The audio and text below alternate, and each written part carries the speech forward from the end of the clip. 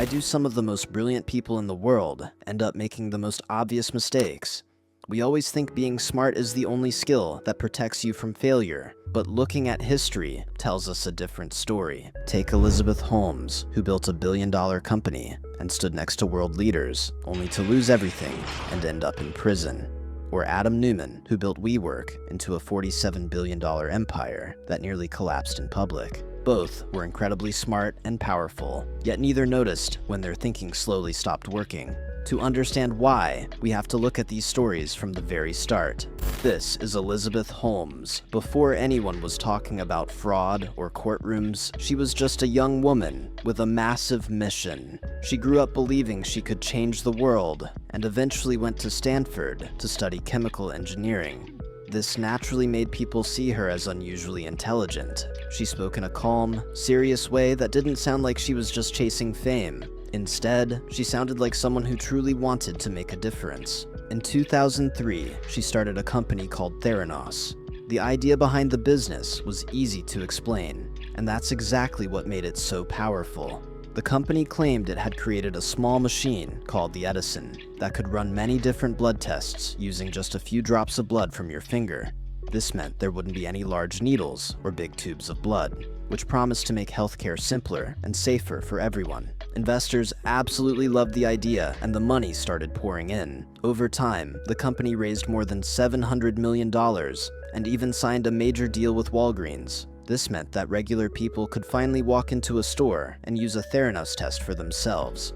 Elizabeth Holmes even became a star and appeared on the covers of magazines like Forbes and Fortune, where people constantly compared her to Steve Jobs. The company's board of directors looked secure because it included people like George Shultz and Henry Kissinger. It even included General James Mattis. These were people who had spent their entire lives in positions of power, so their presence made Theranos look serious and trustworthy.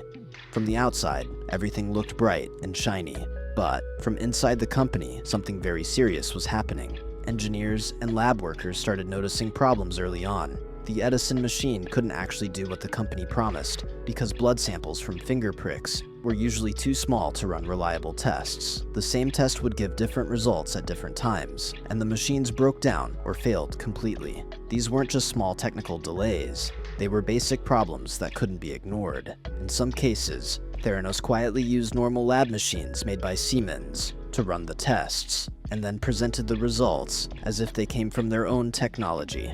At this point, a healthy company would have stopped to ask hard questions, but that didn't happen. Instead, something subtle started to change inside the culture. People who raised concerns started to feel uncomfortable because engineers who asked too many questions were seen as negative. Some employees were moved to less important roles, while others were pushed out of the company entirely. One of these employees was Tyler Shultz, the grandson of board member George Shultz.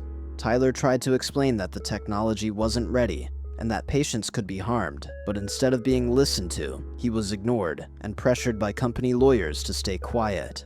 Inside the company, teams were kept separate so that engineers didn't talk to lab workers.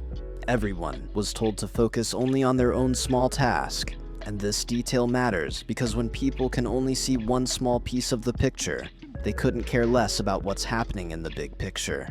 Over time, fear replaced honesty. No one needed to give an order to stay quiet because people learned it on their own. Saying nothing felt safer than asking questions. Now, think about what Elizabeth Holmes experienced during this time. She was at the top of the company and surrounded by people who supported her, so bad news simply stopped traveling upward. This is where the so-called power starts to change how we make decisions. Once someone becomes important enough, their confidence starts to replace actual evidence. People assumed the technology worked because of who Holmes was and who supported her. When journalists questioned the company, Theranos didn't investigate the claims, but instead defended itself aggressively. Critics were called uninformed, and lawsuits were threatened. Inside the company, failure was no longer something to fix, it was something to hide. From the outside, this looks irrational, but from the inside, it feels logical. From Elizabeth's point of view, money kept coming in, and powerful people stayed supportive.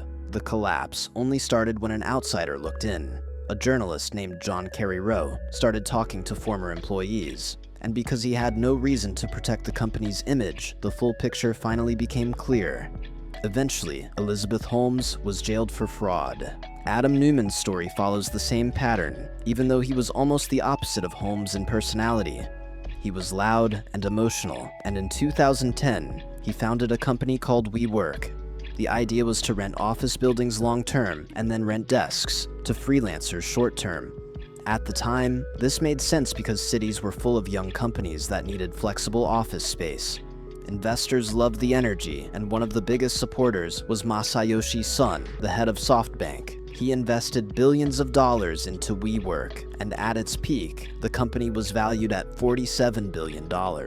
Adam Neumann became the face of a movement and started speaking about elevating human consciousness. As the company grew, decision-making became centralized, and expansion happened faster and faster. Long-term leases were signed without clear plans for profit, and while losses grew, the rapid growth hid them from view. At the same time, Neumann's personal life blended into the company. He borrowed large amounts of money using WeWork stock, and even though everyone could see this happening, no one stopped him. As long as the company looked like it was growing, questioning the founder felt like a risk. Investors didn't want to slow the story down, and employees didn't want to seem negative. Inside WeWork, doubt felt uncomfortable because questioning a decision felt like questioning the mission itself. Adam Neumann's confidence grew along with the company, so when warning signs appeared, they felt temporary. The turning point only came when WeWork tried to go public and had to show its financial records to the world. Huge losses finally became visible, and the valuation collapsed. Adam Neumann was forced to step down because the correction finally came from outside the system. When you look at both stories together, you see the same failure. As power increases, honest feedback decreases, and as feedback disappears, good decision-making falls apart. Power doesn't make people stupid overnight, it just slowly changes the environment around them. When someone holds power, disagreeing with them feels unsafe, so people protect themselves by softening their criticism. Over time, leaders stop hearing the truth because honesty becomes uncomfortable. Smart thinking only works when mistakes are noticed and corrected. But when that loop breaks, intelligence loses its power. Sometimes it even makes things worse because smart people are very good at explaining themselves. They build convincing stories to defend bad decisions, until those mistakes stop being questions and become fixed positions.